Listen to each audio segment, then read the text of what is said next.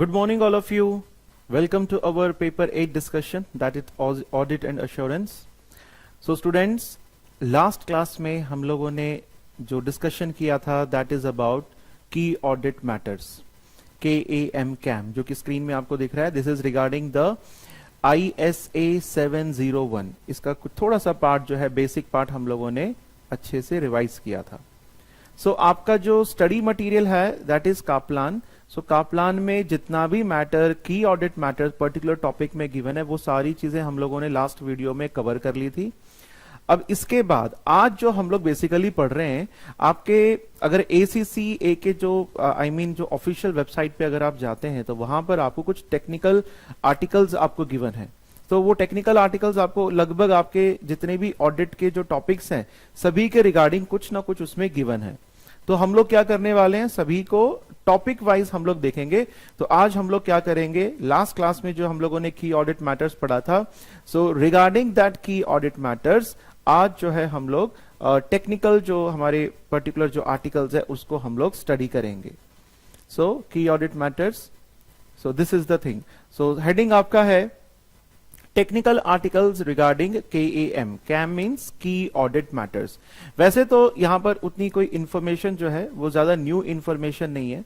Generally जो आपका base है वो आपकी किताब से आपको पूरा कवर हो जाता है, बट यहां पर कुछ एडिशनल पॉइंट्स हैं जिसको पढ़ करके हमें जो है एडिशनल क्लैरिफिकेशन हमें और मिल जाती है. So let's see technical articles regarding cam. The objectives of ISA 701 are for the auditor to, as per ISA 701, auditor का क्या ऑब्जेक्टिव है? तो पहला ऑब्जेक्टिव है ऑडिटर का to determine those matters which are to be regarded as CAM. Auditor का सबसे important objective यही है as per ISA 701 कि there are so many matters which the auditor generally communicate with the TCWG. तो उनमें से वो कौन कौन से मैटर्स हैं जो कैम में इंक्लूड करना है ऑडिटर को, auditor will decide that. So after deciding that communicate those matters in the auditors report. तो फिर उसके बाद जो है ऑडिटर अपनी ऑडिट रिपोर्ट में इसको कम्युनिकेट करेगा. Then after this the next slide है आपका कम्युनिकेटिंग की ऑडिट मैटर्स. किस तरीके से करेगा, ये सारी चीजें यहां पर बताई गई हैं. Once the auditor has determined which matters will be included as CAM, एक बार जब ऑडिटर डिटरमाइन कर लेगा कि कौन से मैटर्स हैं जो कि हमें कैम में इंट्रोड्यूस करना है की ऑडिट मैटर्स में, the auditor must ensure that each matter is appropriately described in auditor's report including a description of. तो ऑडिटर को इस चीज को एंश्योर करना है, जैसे की ऑडिट मैटर्स हेडिंग अपनी हो गई, उस हेडिंग में उन सभी मैटर्स को वन बाय वन ऑडिटर जो है डिस्क्लोज करेगा in the auditors report including a description of. First, why the matter was determined to be one of the most significant and therefore a key audit matter. अब देखिए बेटा, की audit matter heading है, उस heading में auditor ये सारी बातें लिखेगा कि मैंने कौन कौन से मैटर को की ऑडिट मैटर डिसाइड किया है. ठीक है, लिख तो देगा, आपको ये भी बताना पड़ेगा कि मैंने क्यों उसको की ऑडिट मैटर मैंने उसको डिटरमाइन किया है और उसका सिग्निफिकेंस क्या है, इंपॉर्टेंस क्या है. जब मैं ऑडिट कर रहा था तो उस दौरान व्हाई इट वाज इंपॉर्टेंट, तो ये भी आपको बताना है. तो ये सारी कुछ इंफॉर्मेशन है जो कि आपको टेक्निकल आर्टिकल्स में एक्स्ट्रा गिवन है. तो आपको आपके एग्जाम्स के लिए टेक्निकल आर्टिकल्स भी पढ़ने जरूरी है, क्योंकि जो करंट बेस्ड क्वेश्चंस हैं, जो भी लेटेस्ट न्यूज वगैरह होती है, वो सारी इंफॉर्मेशन आपको टेक्निकल आर्टिकल से ही मिलेगा. So why the matter was determined to be one of the most significance and therefore a key audit matter. ये तो हो गया first point. Now second point, how the matter was addressed in the audit. उस matter को, अब जैसे मान लीजिए गोइंग कंसर्न अनसर्टिनिटी थी, गोइंग कंसर्न अनसर्टिनिटी ऑडिटर के लिए एक की ऑडिट मैटर है, तो उसको मेंशन कर दिया. अब ऑडिटर को यह भी बताना पड़ेगा कि इस गोइंग कंसर्न जो अनसर्टेनिटी है उसको ऑडिटर ने कैसे डील किया, ऑडिटर ने कौन कौन से प्रोसीजर्स बनाए लगाए, उसने ऑडिटर ने कैसे एविडेंसेस कलेक्ट करे, या फिर कोई और इश्यू है जैसे प्रोविजंस वगैरह हो गए, अकाउंटिंग एस्टिमेट्स वगैरह हो गए। अगर मान लो एंटिटी ने जो प्रोविजन क्रिएट करना था एनपीए के लिए या फिर बैड डेट्स वगैरह के लिए वो कम किया है, तो ऑडिटर ने उसको कैसे डील किया, कैसे मैनेजमेंट को इंफॉर्मेशन दी, कैसे उनको कन्विंस करा, क्या मैनेजमेंट ने उसको ठीक से करा है कि नहीं करा है, इन सभी का जो है डिस्क्रिप्शन जो है ऑडिटर को देना पड़ेगा। How the matter was addressed, एक तो ऑडिटर को क्या बताना पड़ेगा, why the matter was determined, कि एक मैटर को, किसी एक इश्यू को मैंने क्यों की ऑडिट मैटर बोला। अगर वो की ऑडिट मैटर मैंने डिटरमाइन कर लिया है तो फिर उसको मैंने एड्रेस कैसे किया है, मतलब उसका वेरिफिकेशन या फिर उसको मैंने किस तरीके से मैंने डील किया है, मैंने किस तरीके से अपने रिपोर्ट में उसको इंक्लूड किया है, ये सारी चीजें भी ऑडिटर यहां पे बताएगा।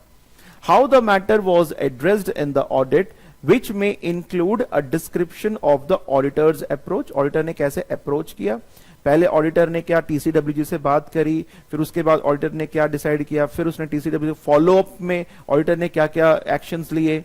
A brief overview of procedures performed, अब जैसे मान लीजिए प्रोविजंस को लेकर के, अकाउंटिंग डिफरेंट अकाउंटिंग एस्टिमेट्स को लेकर के, गुडविल को लेकर के, गोइंग कंसर्न को लेकर के, या फिर किसी भी अदर मैटर, जब इनमें से कोई मैटर ऑडिटर को की ऑडिट मैटर लगता है तो उस पर ऑडिटर एक्स्ट्रा ऑडिट प्रोसीजर्स लगाता है। तो उन ऑडिट प्रोसीजर्स के बारे में भी जो है हम लोग यहां पे ऑडिटर को डिस्क्लोज करना पड़ेगा with an indication of their outcome, उनका क्या रिजल्ट रहा, एंड एनी अदर की observation in respect of the matter, और इसके अलावा और भी कुछ कोई की ऑब्जर्वेशन है तो वो भी ऑडिटर को बताना पड़ेगा।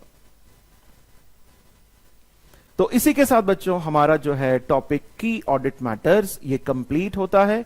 हमने काप्लान से जो बेसिक स्टडी थी वो हमने कंप्लीट करा, देन टेक्निकल आर्टिकल से जो हमारा बेस मटेरियल था वो भी हम लोगों ने कंप्लीट किया। This is all about the key audit matters. तो बेसिकली मेरा पर्पस ये था की ऑडिट मैटर्स पढ़ाने का कि आज जो है हम लोग दो क्वेश्चंस हम लोग करेंगे। Basically these are the illustrations which were given in your Kaplan book. Kaplan book में ये इलस्ट्रेशंस आपको गिवन है, उन्हीं इलस्ट्रेशंस को जो है आज मैं आपको समझाऊंगा थॉरोली किस तरीके से इनको जो है एड्रेस किया जाता है। प्रीवियस क्लासेस में मैंने आप लोगों को इंडिपेंडेंट ऑडिटर्स रिपोर्ट के बारे में पढ़ाया था।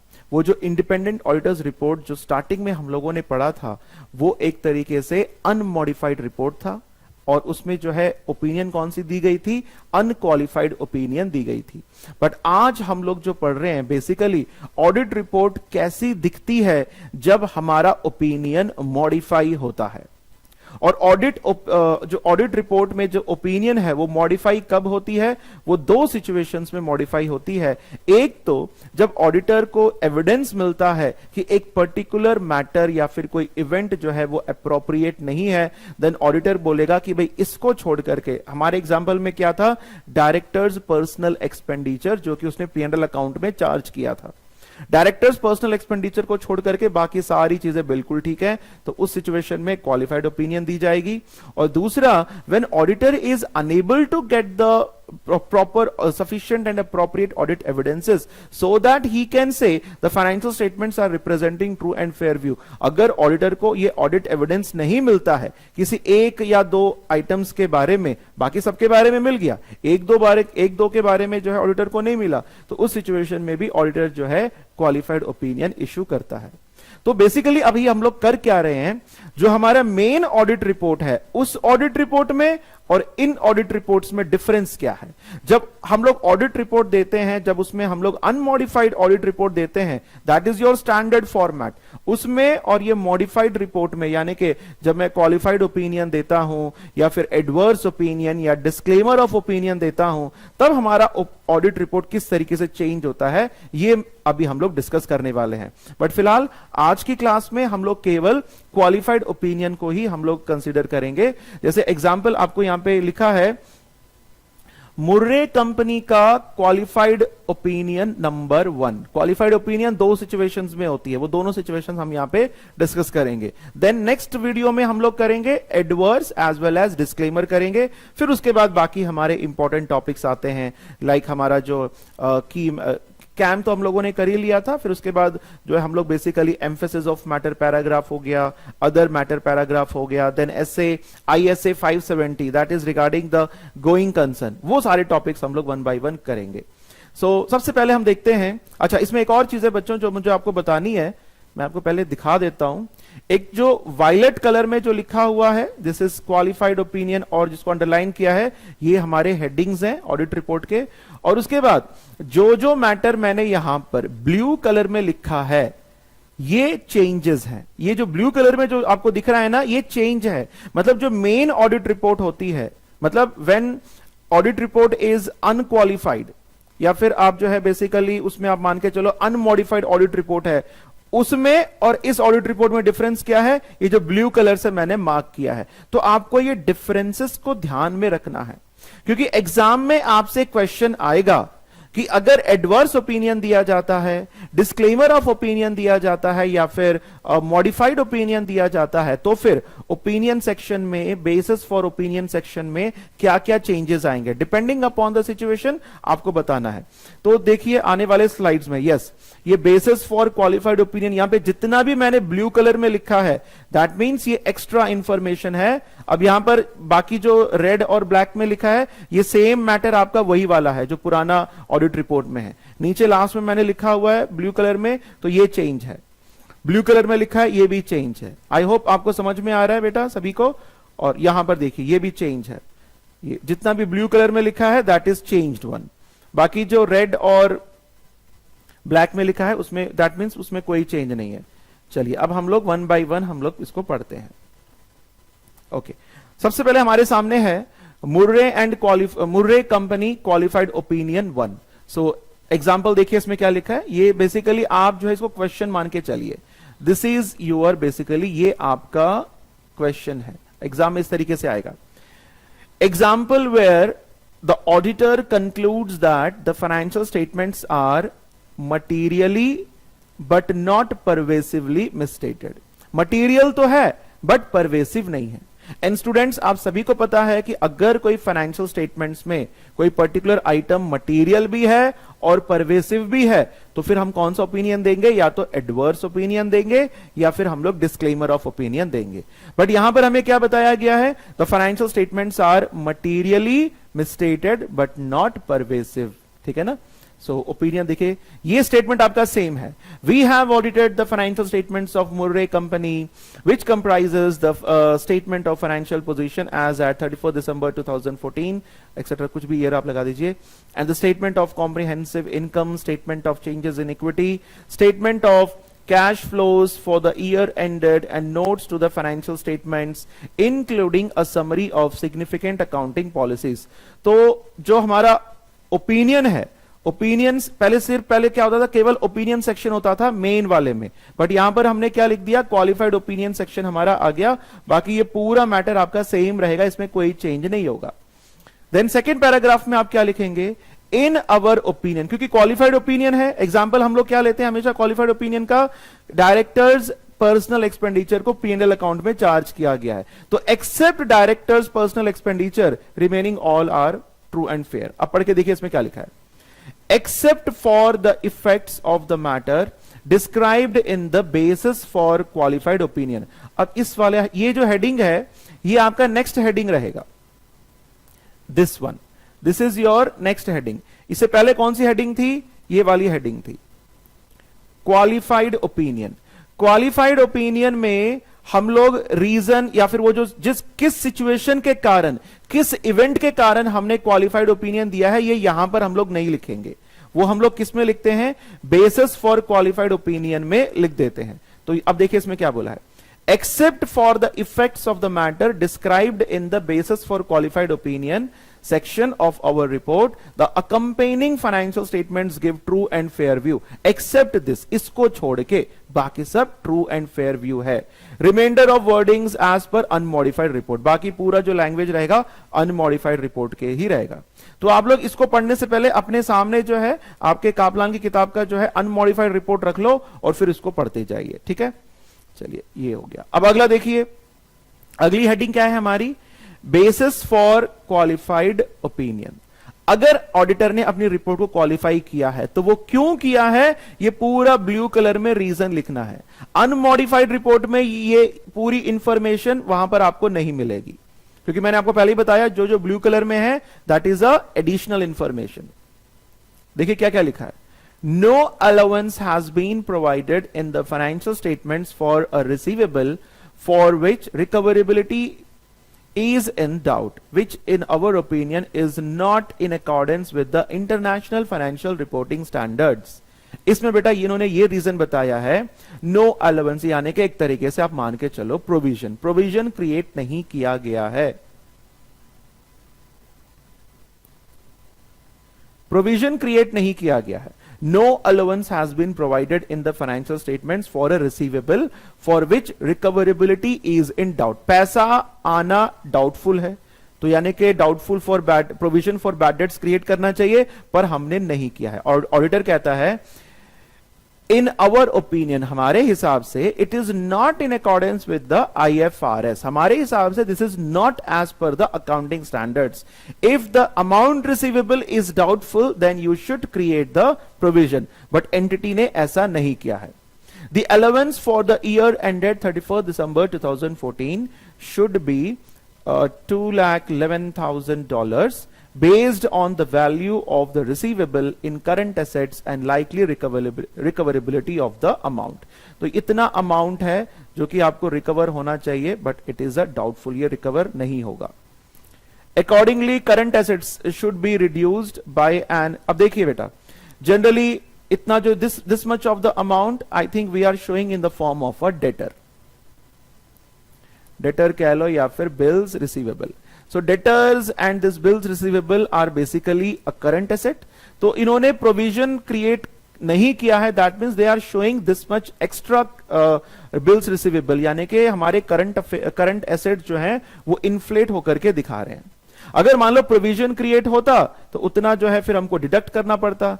Accordingly current asset should be reduced by an allowance of rupees of $211,000 and the profit for the year and accumulated profit should be decreased by the same amount। और जब भी हम लोग प्रोविजन क्रिएट करते हैं तो एसेट्स में एक आपको डिक्रीज हो जाएगा, यानी कि आप जो भी प्रोविजन आप क्रिएट करेंगे assets will decrease and also आपका प्रॉफिट भी डिक्रीज हो जाएगा।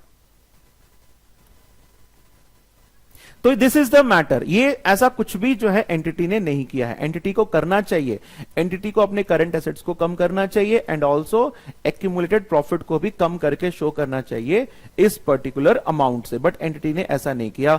बाकी सब ठीक है, बस ये एक एडजस्टमेंट है जो एंटिटी ने नहीं किया है। अब आगे अगर आप देखेंगे ये जो सारी इंफॉर्मेशन है, दिस होल इंफॉर्मेशन, ये जो पूरा इंफॉर्मेशन आपको यहां पे दिख रहा है, दिस होल, ये आपका सेम रहेगा। बाकी लास्ट में यहां पर अगर आप अनमॉडिफाइड रिपोर्ट देखेंगे तो वहां पर जो है आपका यहां पे जस्ट आपका रहेगा ओपिनियन, बट यहां पर हम लोग क्या लिखेंगे, क्वालिफाइड ओपिनियन। बाकी आप रीड करिए। We conducted our audit in accordance with international standards on auditing. Our responsibilities under those standards are further described in the auditor's responsibilities for the audit of financial statement section। ये हम पहले पढ़ चुके हैं। इसमें ये बताया है ऑडिटर ने कि हमारी ISA के अंतर्गत क्या रिस्पॉन्सिबिलिटी है, वो हमने ऑडिट रिपोर्ट में अलग से इस हेडिंग में दे रखी है। इस हेडिंग का नाम है ये, auditors responsibility for audit of the financial statements. We are independent of the company in accordance with the ethical requirements। हम बिल्कुल ethical requirements को फॉलो कर रहे हैं और हम कंपनी से बिल्कुल इंडिपेंडेंट है, हमारा और कंपनी का कुछ लेना देना नहीं है। That are relevant to our audit of the financial statements and we have fulfilled our other ethical responsibilities in accordance with these requirements। We believe that the audit evidence we have obtained is sufficient and appropriate to provide a basis for our qualified opinion. तो यहां पर हम लोग qualified opinion करके लिख देंगे। तो ये जो प्रीवियसली ये जो जितना भी ब्लू कलर में मैंने आपको पढ़ाया है, ये बेसिकली एक इशू है। अब जैसे हमारे एग्जांपल में मैं आपको क्या लेता था, डायरेक्टर्स के पर्सनल एक्सपेंडिचर जिसको हमने P&L अकाउंट में डेबिट किए हैं, जो कि नहीं करना चाहिए, तो वो होता, तो वो सारी चीजें आप यहां पे ब्लू कलर में आप लिख देते, ठीक है ना। सो आई थिंक ये आपको समझ में आ गया। Okay, then key audit matters, इसके बाद अगला आपका की ऑडिट मैटर्स रहता है except for the matter described in the basis for qualified opinion section we have determined that there are no other key audit matters to communicate in our report. Auditor क्या कह रहा है, ध्यान से देखो, auditor कह रहा है एक्सेप्ट फॉर द मैटर, मतलब जो बेसिस फॉर क्वालिफाइड में जो मैटर है, क्या मैटर है, ये वाला मैटर है। इस मैटर में क्या बोला गया था, इतना प्रोविजन क्रिएट करना चाहिए था, नहीं क्रिएट किया है। तो मतलब की ऑडिट मैटर्स में वो चीजें जरूर आती हैं जिसकी वजह से आपने अपने ओपिनियन को क्वालिफाई किया हो, एडवर्स ओपिनियन दिया हो, या फिर आप जो है एक तरीके से डिस्क्लेमर भी आप उसमें देते हैं। तो वो सारी चीजें जो है आपका इसमें आ जाती हैं। Okay, so except for the matter described in the basis for qualified opinion section we have, मतलब इसको छोड़ करके हमारा कोई भी की ऑडिट मैटर नहीं है। तो इस तरीके से बच्चों ये हम करेंगे। अब अगला हमारा सेम वही कंपनी है, बट यहां पर हमने हेडिंग क्या लिखा है, qualified, Murray company qualified opinion, but this is a second type of opinion. पहला ओपिनियन, उसमें रीजन क्या था कि हमें एक पर्टिकुलर एलिमेंट के बारे में जो है इंफॉर्मेशन मिली है and that is not appropriate, provision create करना चाहिए था, प्रोविजन क्रिएट नहीं किया है। तो इसमें एग्जाम्पल देखिए, एग्जाम्पल यानी कि ये हमारा बेसिकली क्वेश्चन है। Example where the auditor concludes that they have been able to gather, they have been unable, मतलब they were unable, उनको एविडेंस नहीं मिला, they have been unable to gather sufficient appropriate evidence and the possible effects that deemed to be material but not pervasive। कहने का मतलब auditor को किसी एक इवेंट के ऊपर, किसी एक एलिमेंट के ऊपर, किसी एक मुद्दे के ऊपर सबूत नहीं मिला, पर वो जो चीज है वो मटीरियल तो है बट परवेसिव नहीं है। तो किस तरीके से लिखेंगे, सो क्वालिफाइड ओपिनियन रहेगा, ये पूरी इंफॉर्मेशन आपकी सेम रिपीटेड रहेगी, इसमें कोई चेंज नहीं रहेगा। फिर देखिए यहां पर हम लिखेंगे, ये ब्लू कलर में लिखा है ना, ये पूरा आपका एडिशनल चीज है, except for the possible effects of the matter described in the basis for qualified opinion section in our report. तो यहां पर हम बता देंगे कि हमने जो बेसिस फॉर क्वालिफाइड ओपिनियन में जो बात बोली गई है उसको छोड़ करके बाकी सब ठीक है। Except for the possible effects of the matter described in the basis for qualified opinion section of our report, the accompanying financial statements give a true and fair view, reminder of the wording as per modified unmodified report. तो ये तो same रहेगा, I think ये भी clear है। Yes, अब देखिए basis for qualified opinion, अब यहां पर इसको पूरा मैं आपको रीड करके समझाऊंगा। अब जितना भी ब्लू कलर में लिखा है ये आपका वो पर्टिकुलर मैटर है जिसके कारण इस रिपोर्ट को क्वालिफाई किया गया है। अब देखो ऑडिटर किस तरीके से लिखेगा इसमें, एज डिस्क्राइब्ड इन नोट 8, जो नोट्स टू द अकाउंट्स है उसमें नोट नंबर 8 है, नोट नंबर 8 में हमने डिस्क्राइब किया है मैनेजमेंट ने, as described in the note 8 to the financial statements, Murray Company is the defendant in a lawsuit alleging constructive dismissal। Note A में बताया गया है कि कंपनी के ऊपर एक केस चल रहा है, ठीक है ना, lawsuit. The company has filed a counter action, और कंपनी ने उसके खिलाफ एक काउंटर एक्शन फाइल कर दिया। And preliminary hearings and discovery proceedings on both actions are in progress, उसके ऊपर हियरिंग है, जो डिस्कशन है, कोर्ट का जो केस चल रहा है वो चल रहा है, अभी प्रोग्रेस में है। फिर आगे देखिए क्या लिखा है, the liability has been disclosed as contingent in accordance with international accounting standard 37, that is provisions, contingent liabilities and contingent assets. तो ऑडिटर का कहना है कि इस लाइबिलिटी को जो है कंटिंजेंट बताया गया है और इसको has been disclosed, the liability has been disclosed होना चाहिए। We have been unable to obtain a response to our request for information from the solicitors representing Murray Company in the case। तो इसमें जो है मुर्रे कंपनी के जो वकील वगैरह हैं वो प्रॉपरली ऑडिटर को रेस्पॉन्ड नहीं कर रहे हैं। ऑडिटर को क्या लगता है कि ये एक लाइबिलिटी को, इसको एक तरीके से लाइबिलिटी की तरह शो करना चाहिए एज अ कंटिंजेंट लाइबिलिटी। और जब वो कंटीजेंट लायबिलिटी शो होती है तो फिर आपको उसके लिए प्रोविजन क्रिएट करना चाहिए, बट उसके बारे में जो मुर्रे कंपनी के जो लॉयर्स हैं वो किसी प्रकार की इंफॉर्मेशन ऑडिटर को नहीं दे रहे हैं। तो इसलिए ऑडिटर ने क्या कहा, क्योंकि ऑडिटर को किसी प्रकार की वो लोग इंफॉर्मेशन नहीं दी, इसलिए ऑडिटर क्या बोलेगा, we were unable to confirm, हम ना तो कंफर्म कर पा रहे हैं और ना वेरीफाई कर पा रहे हैं, by alternative means the likely success of the lawsuit. हम इस चीज को कंफर्म नहीं कर पा रहे हैं, we are unable to confirm that कि ये कंपनी ये केस जीतेगी कि नहीं जीतेगी, and therefore we are unable to determine whether disclosure of a contingent liability is appropriate, क्या वो disclosure as a contingent liability appropriate है, और whether a provision for a value of the claim 2,80,000 should be included in the statement of the final position as at 31 December 2014। यहां पर हमें जो है उस केस के बारे में कुछ पता नहीं चल रहा, सॉलिसिटर्स हमें कुछ भी नहीं बता पा रहे हैं, तो ऑडिटर यहां पर कंफ्यूज्ड है, auditor is unable to make the appropriate decision कि इसको कंटिजेंट लायबिलिटी शो करनी है। अगर शो करते हैं तो फिर प्रोविजन क्रिएट करना पड़ेगा।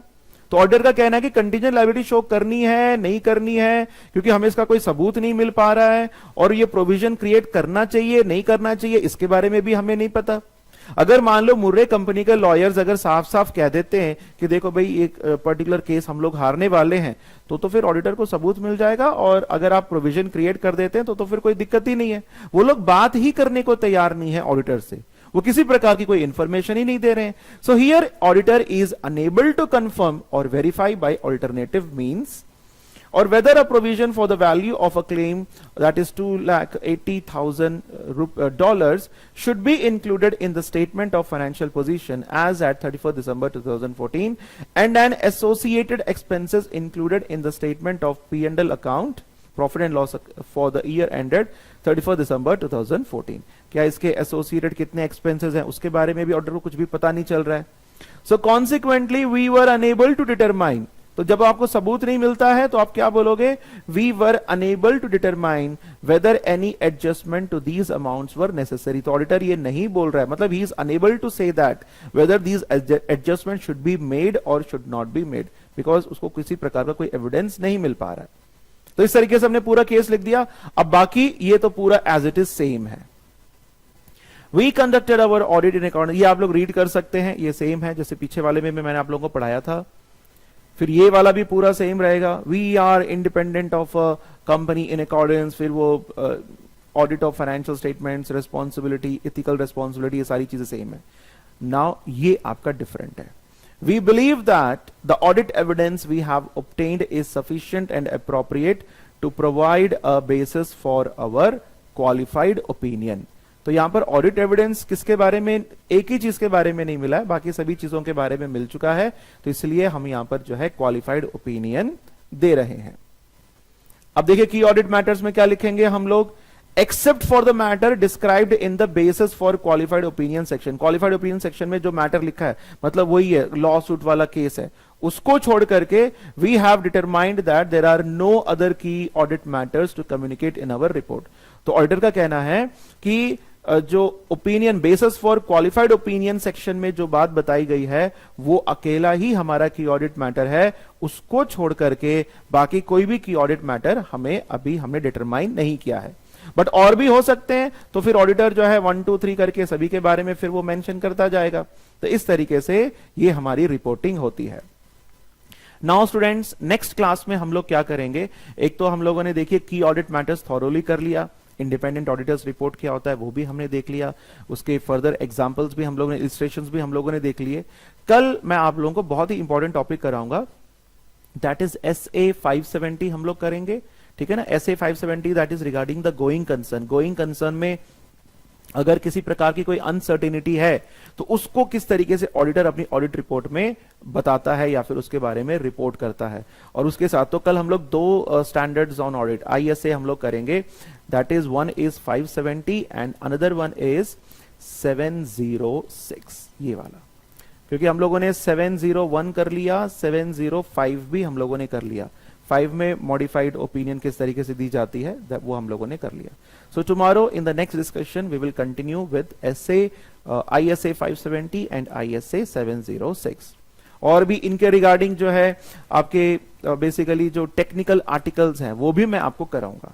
आप लोगों के एग्जाम्स के लिए technical articles are very important.